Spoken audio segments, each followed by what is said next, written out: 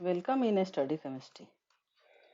आज हम लोग इलेक्ट्रोकेमिस्ट्री चैप्टर के कुछ और टॉपिक के बारे में स्टडी करेंगे। हम लोगों ने पहले पढ़ा इलेक्ट्रोकेमिस्ट्री क्या है, इलेक्ट्रोकेमिस्ट्री में कितने प्रोसेसेस होते हैं, इलेक्ट्रोकेमिस्ट्री में गैल्वेनिक सेल के बारे में पढ़ा और एनोड कैथोड के बारे में पढ़ा और भी बहुत सारी चीज़ें हम लोगों ने पहली क्लास में पढ़ा है, जिसका वीडियो मैंने शेयर कर दिया है आप लोगों को। आज हम लोग गैल्वेनिक सेल के ही कुछ और डिटेल्स के बारे में पढ़ेंगे, जिसमें हम लोग को पढ़ना है रिप्रेजेंटेशन ऑफ गैल्वेनिक सेल।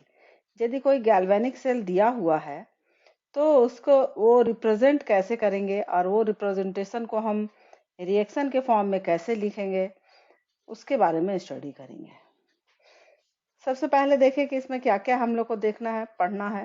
तो है galvanic cell is a combination of two half cell, namely oxidation half cell and reduction half cell. हम लोगों ने देखा था कि गैल्वेनिक सेल बनता है तो उसमें दो बीकर लगे रहते हैं, दो बीकर में दो इलेक्ट्रोड लगे रहते हैं। दो जिस जिस बीकर में जिस केमिकल का सॉल्यूशन है उसी का रॉड जो है वो इलेक्ट्रोड की तरह काम करता है। जैसे एग्जाम्पल भी दिए थे कि एक में ZnSO4 है, एक बीकर में ZnSO4 है, तो उसमें Zn का इलेक्ट्रोड लगा हुआ है, और एक बीकर में CuSO4 का सॉल्यूशन है तो उसमें कॉपर का इलेक्ट्रोड लगा हुआ है। तो वही जो अलग अलग बीकर है उसी बीकर को हम लोग क्या कह रहे हैं, टू हाफ सेल्स कह रहे हैं। और दोनों का नाम अलग अलग है क्योंकि एक पे ऑक्सीडेशन हो रहा है, एक पे रिडक्शन हो रहा है, तो उसी के आधार पे एक का नाम है ऑक्सीडेशन हाफ सेल तो दूसरे का नाम है रिडक्शन हाफ सेल। यहाँ पे एम यदि मान लिया कोई रिप्रेजेंट करता है किसी भी सिंबल ऑफ एलिमेंट का, तो Mn+ जो हम रिप्रेजेंट करेंगे तो वो केटायन को रिप्रेजेंट करेगा और जो उसका ऑक्सीडाइज्ड स्टेट रहेगा इन द सॉल्यूशन में। इस तरह से हम लोग यहाँ पे सिंबल यदि इस तरह का दिया है तो आपको समझना है। एम जो है किसी भी, जैसे मान लिया हम Zn लिख रहे हैं तो उसके लिए भी एम रिप्रेजेंट कर रहे हैं। यदि Cu लिख रहे हैं कॉपर तो उसके लिए भी एम रिप्रेजेंट कर रहे हैं। मैंने एम जो है हर एक एलिमेंट के लिए एक सिंबलाइज कर लिया, जनरल एक हो गया। और Mn+ जो है यहाँ प्लस चार्ज तो खैर हो गया एक केटायन के लिए, और n जो है उसमें नंबर ऑफ कितने इलेक्ट्रॉन वो डोनेट किए हैं उसके आधार पे n यहाँ पे संख्या है 1 2 3 4, कुछ भी हो सकता है। तो ये सब जो है पॉइंट आपको बहुत अच्छी तरीके से समझना है, तभी हम लोग गैल्वेनिक सेल के बारे में समझ सकेंगे। आगे देखें कि यदि मान लिया ऑक्सीडेशन हाफ सेल है तो उसको कैसे रिप्रेजेंट करेंगे। तो इसमें जो है ऑक्सीडेशन हाफ सेल में एम जो है पहले रहेगा, स्लैश एक देंगे, ये तिरछा लाइन जो उसको स्लैश बोलते हैं। Mn+ जो है वो क्या है, तो वो कितना इलेक्ट्रॉन यहाँ पे रिलीज किया है। यहाँ C जो लिखा हुआ है वो मोलर कंसंट्रेशन के लिए है। उसी तरह से रिडक्शन के लिए भी देखेंगे हम। रिडक्शन के लिए भी जो चार्ज वाला है एटम, आयन वाला है, वो पहले रहेगा और उसका कंसंट्रेशन दिया रहेगा साथ में, फिर उसके बाद स्लैश देके एम। यानी इसका ये कहने का मतलब है कि एम जो है वो मेटल जो है, कोई भी मेटल जो इलेक्ट्रॉन रिलीज किया तो वहां पे ऑक्सीडेशन हुआ, और यदि मेटल इलेक्ट्रॉन को एक्सेप्ट किया तो वहां पे रिडक्शन हुआ। ये जो सी यहाँ पे लिखा हुआ है, सी है वो मोलर कंसंट्रेशन के लिए रिप्रेजेंट हो रहा है।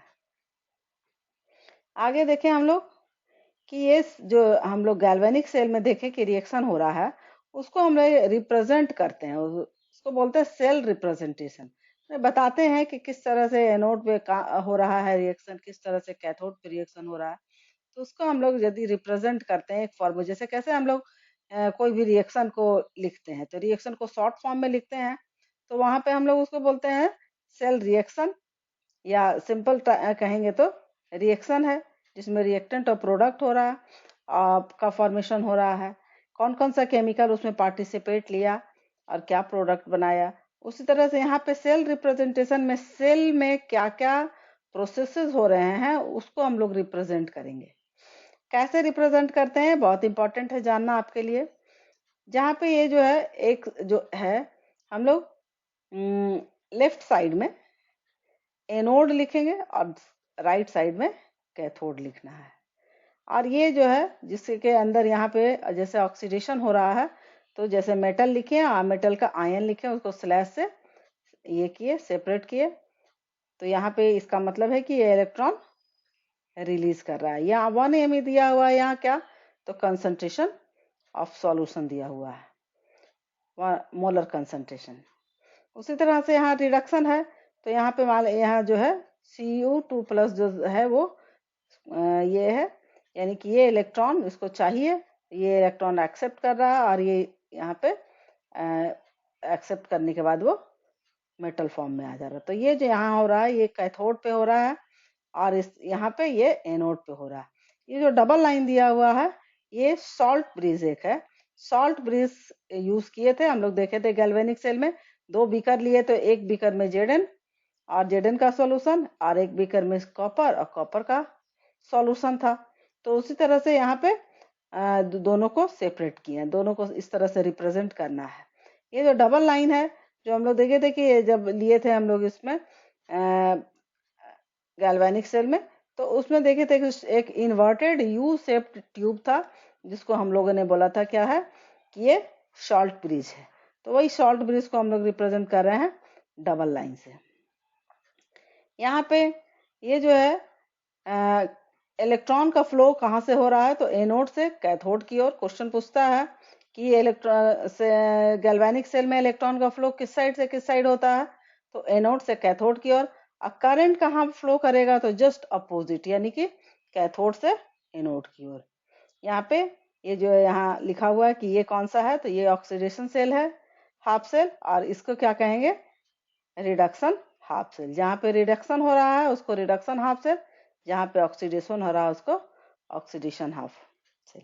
यहाँ रिएक्शन किस तरह से हो रहा है, तो जेडन है, जेडन को कॉपर सल्फेट के सॉल्यूशन में यदि हम लोग डालते हैं तो ये डिस्प्लेसमेंट रिएक्शन होता है। इसमें कॉपर सल्फेट का जो ये SO4 है वो जेडन के साथ अटैच होके कॉपर को डिस्प्लेस कर दे रहा है। इसको डिस्प्लेसमेंट रिएक्शन आप लोग 10th में भी पढ़े थे। तो यहाँ बन गया क्या, ZnSO4 और Cu, और यहाँ जो इलेक्ट्रॉन निकल रहा है, इलेक्ट्रॉन के मदद से यहाँ इलेक्ट्रिसिटी कंडक्ट हो रही है। तो इस तरह से हम लोग सेल रिप्रेजेंटेशन करते हैं।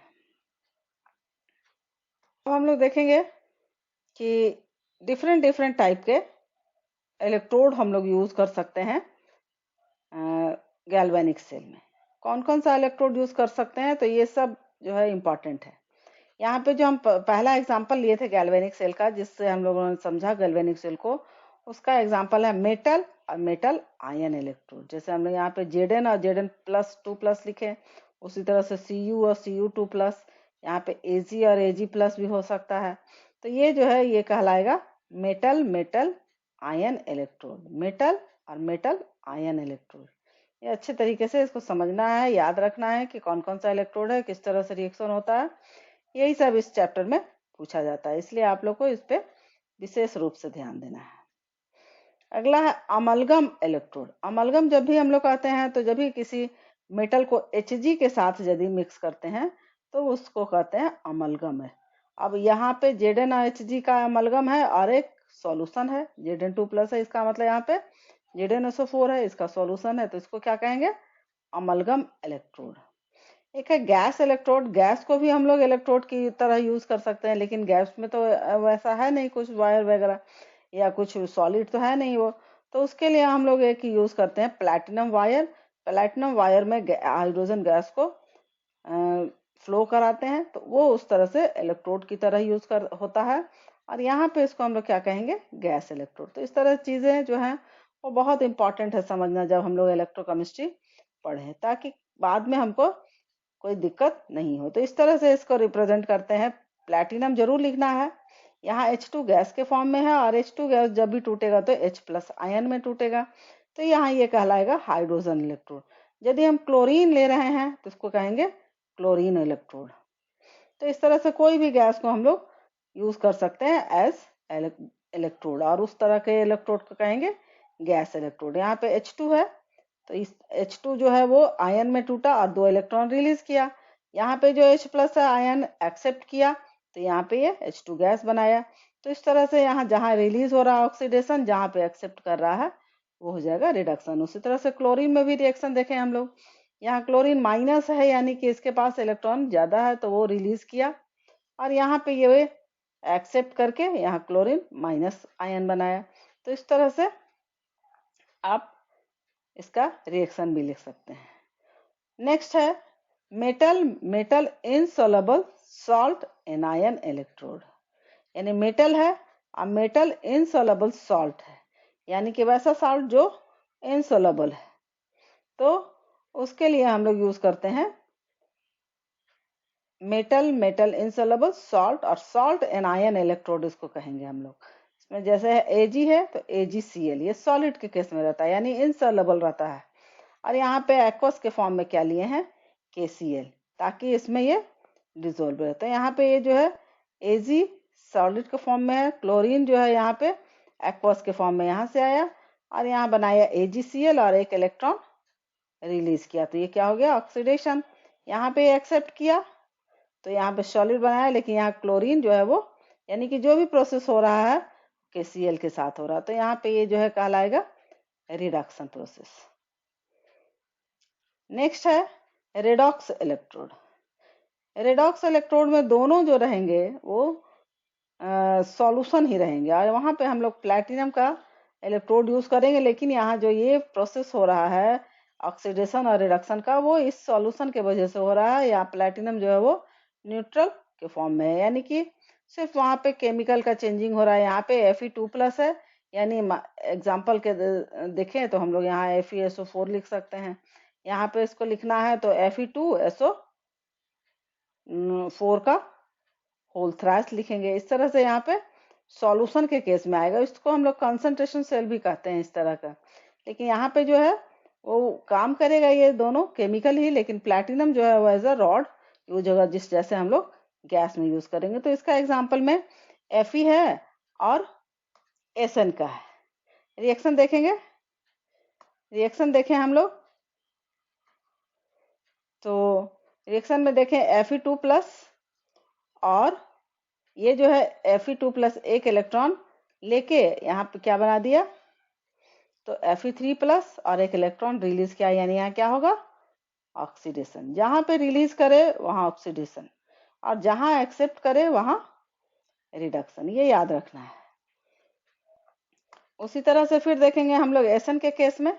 Sn के केस में देख रहे हैं तो Sn2+ और Sn4+, यहाँ भी वही होगा। यहाँ पे 2+ है, यानी कि 2 इलेक्ट्रॉन ये क्या किया कि वो रिलीज किया, तब Sn4 आया, और Sn4 यदि 2 इलेक्ट्रॉन एक्सेप्ट करेगा तो वो आएगा Sn2+ बन जाएगा, तो यहाँ पे हो जाएगा ऑक्सीडेशन। इस तरह से आपका ये प्रोसेस